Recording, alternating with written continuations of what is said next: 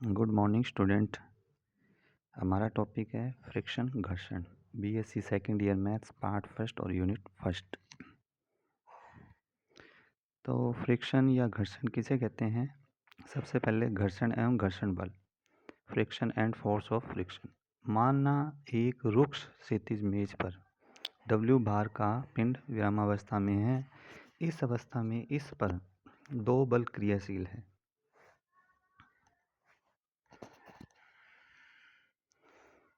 इस पर दो बल क्रियाशील है, जैसे कि डायग्राम में है।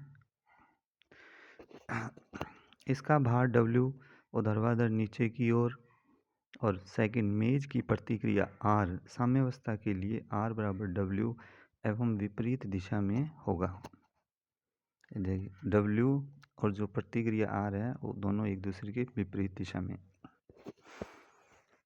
माना पिंड पर धीरे धीरे एक क्षैतिज खिंचाव बल P लगाया जाता है।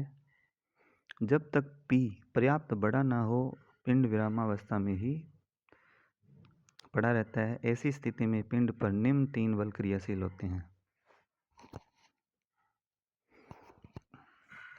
तो फर्स्ट, इसका भार W नीचे की ओर, सेकंड क्षैतिज खिंचाव बल P राइट की ओर, और थर्ड मेज की प्रतिक्रिया S जो R से अल्फा कोण पर होती है। स्पष्ट है कि W तथा P का परिणामी प्रतिक्रिया S से संतुलित होगा।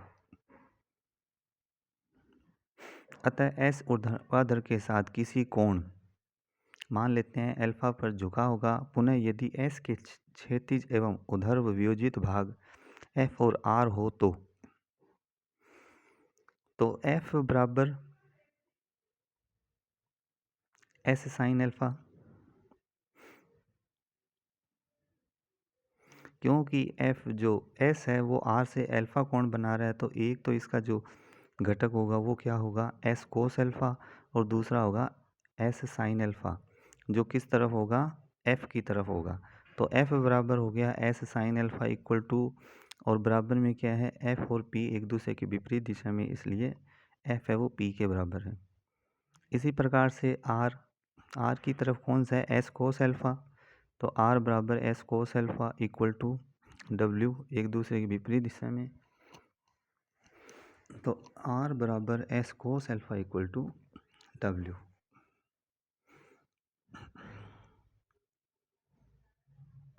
तो F बटे R बराबर S साइन अल्फा बटे में S कोस अल्फा, S से S कट जाएगा तो tan अल्फा बराबर F बटे R। अब क्योंकि R अचर एवं W के बराबर है, अतः ज्यों ज्यों खिंचाव बल P बढ़ाया जाएगा F और अल्फा बढ़ते जाएंगे। सीमांत संतुलन की अवस्था पर F और अल्फा के मान अधिकतम होंगे। उसके उपरांत P में तनिक वृद्धि ही पिंड को गति प्रदान कर देगी।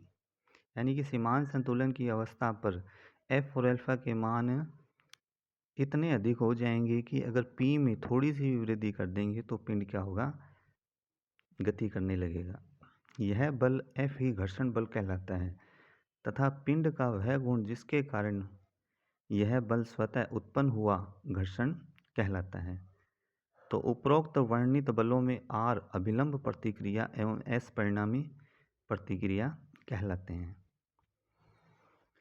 डेफिनेशन, जब दो पिंड परस्पर स्पर्श करते हो तो पिंडों का वह गुण जिसके कारण उनके स्पर्श बिंदु पर, जब दो पिंड परस्पर स्पर्श करते हो तो पिंडों का वह गुण जिसके कारण उनके स्पर्श बिंदु पर एक ऐसा स्पर्शीय प्रतिरोधी बल उत्पन्न होता है जो एक पिंड को दूसरे पर फिसलने या गति करने से रोकता है, घर्षण कहलाता है, और उस बल को घर्षण बल कहते हैं। तो if two bodies are in contact with each other, the property of two bodies by virtue of which a force is exerted between them at their point of contact to prevent one body sliding on the other is called friction. Also, the force exerted is called the force of friction.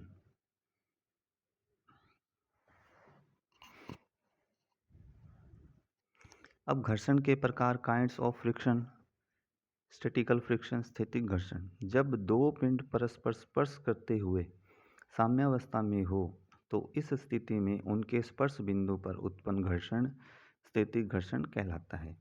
जब दो पिंड परस्पर स्पर्श करते हुए साम्यावस्था में हो। सेकंड, लिमिटिंग फ्रिक्शन, सीमांत घर्षण। जब एक पिंड दूसरे पिंड पर से फिसलने की अवस्था में हो, अर्थात जब सीमांत संतुलन, लिमिटिंग इक्विलिब्रियम की अवस्था हो, तो उनके स्पर्श बिंदु पर उत्पन्न घर्षण अधिकतम होगा, जिसे सीमांत घर्षण कहते हैं।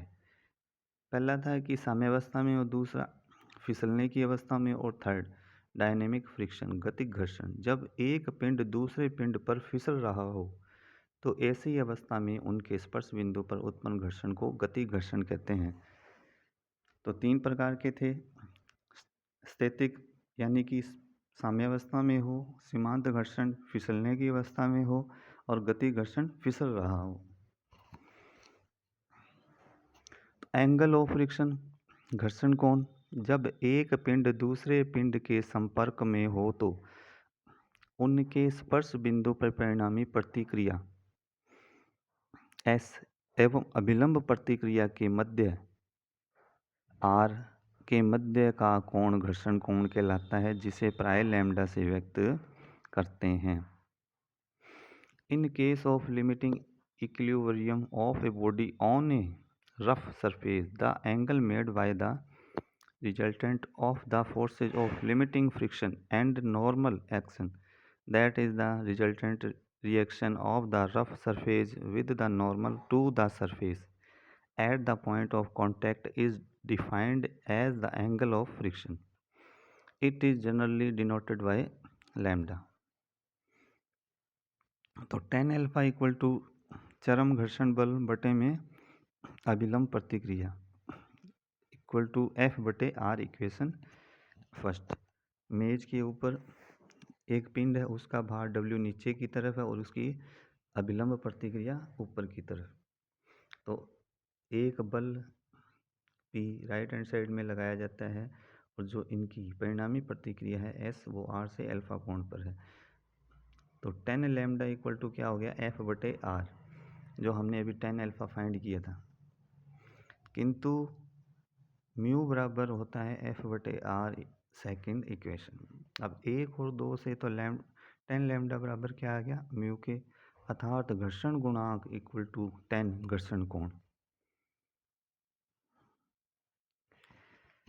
अब घर्षण गुणांक क्या होता है, इसकी definition, coefficient of friction when a body is contact with another rough body or surface is about to slide on it, the constant ratio which the limiting friction bears to the normal reaction between the two bodies in contact is defined as the coefficient of friction between the bodies.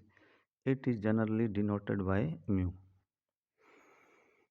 जब एक पिंड कक्ष दूसरे पिंड या पृष्ठ के संपर्क में सीमांत संतुलन में हो तो उनके स्पर्श बिंदु पर चरम घर्षण बल एवं अभिलंब प्रतिक्रिया में एक निश्चित अनुपात होता है। इस निश्चित अनुपात को उन पिंडों का घर्षण गुणांक कहते हैं, जिसे प्राय म्यू से व्यक्त किया जाता है। तो म्यू बराबर चरम घर्षण बल बटे में अभिलंब प्रतिक्रिया इक्वल टू एफ बटे आर, या एफ बराबर म्यू आर नोट। म्यू का मान सदैव 0 और 1 के मध्य स्थित होता है, अर्थात mu 0 greater than mu greater than 1 less than 1। तो म्यू का मान ग्रेटर देन 0 और लेस देन 1 यानी कि 0 और 1 के बीच होता है। सेकंड, पूर्ण चिकने पिंड के लिए म्यू क्या होता है, 0।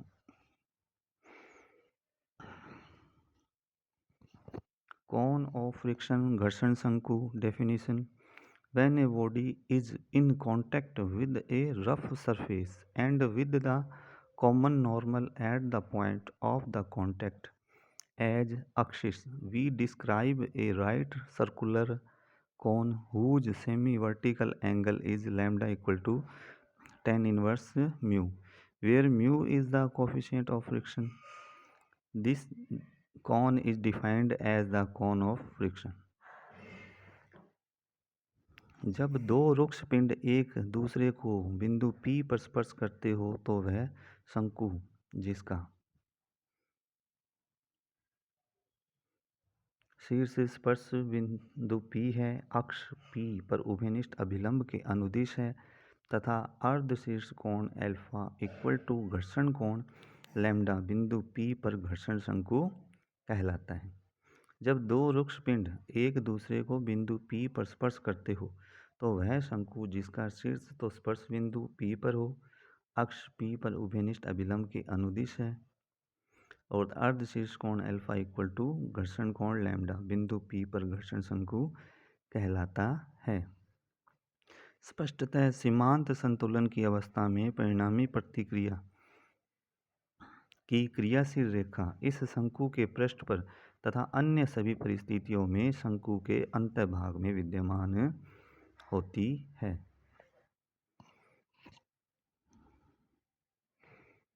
तो सीमांत संतुलन की अवस्था में परिणामी प्रतिक्रिया की जो क्रियाशील रेखा है वो इस शंकु के पृष्ठ पर तथा अन्य सभी परिस्थितियों में शंकु के अंतर्भाग में विद्यमान होती है। घर्षण के नियम।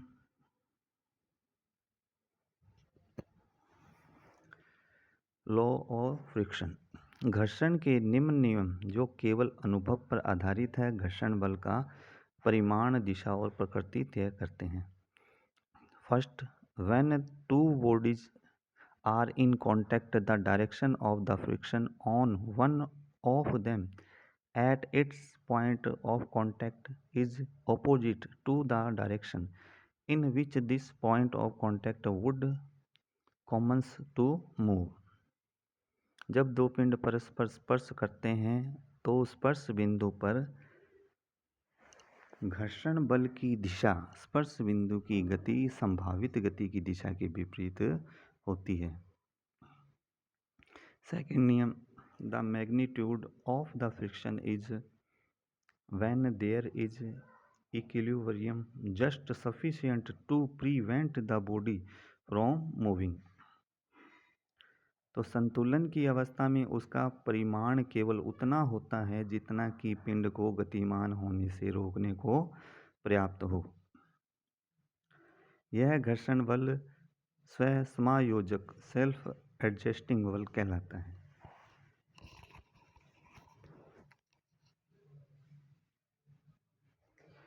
थर्ड नियम, the magnitude of the limiting friction always bears a contact ratio to the normal reaction and this ratio depends only on the substance of which the bodies are composite. तो चरम घर्षण बल और पिंड की अभिलंब प्रतिक्रिया का अनुपात। चरम घर्षण बल और पिंड की अभिलंब प्रतिक्रिया का अनुपात अर्थात घर्षण गुणांक म्यू निश्चित होता है, दो पिंडों के पदार्थ की प्रकृति पर निर्भर नहीं करता। कहने का मतलब घर्षण गुणांक जो म्यू होता है वो निश्चित होता है और पिंडों की प्रकृति पर पदार्थ की प्रकृति पर निर्भर करता है।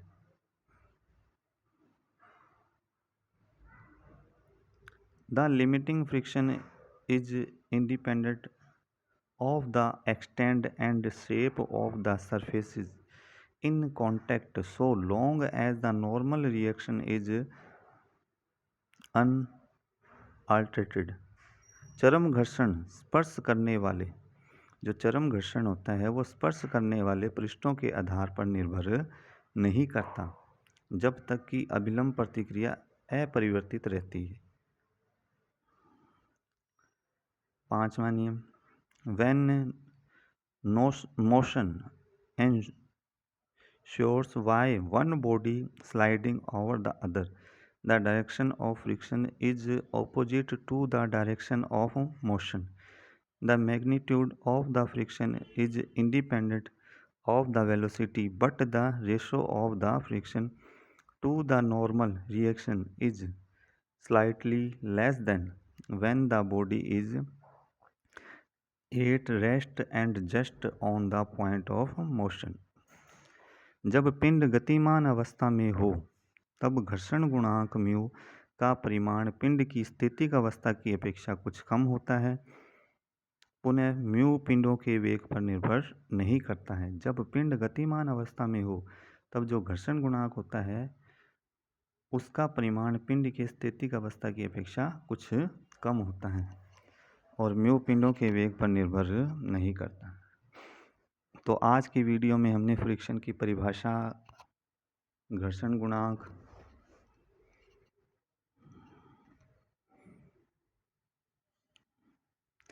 फ्रिक्शन और फोर्स ऑफ फ्रिक्शन इसकी परिभाषा, घर्षण के प्रकार, घर्षण कोण, घर्षण गुणांक, घर्षण शंकु और घर्षण के नियम के बारे में पढ़ा। तो आप इस वीडियो को अच्छे से देखें और इन्हें याद करें। नेक्स्ट वीडियो में इससे रिलेटेड एग्जाम्पल को सॉल्व किया जाएगा। धन्यवाद।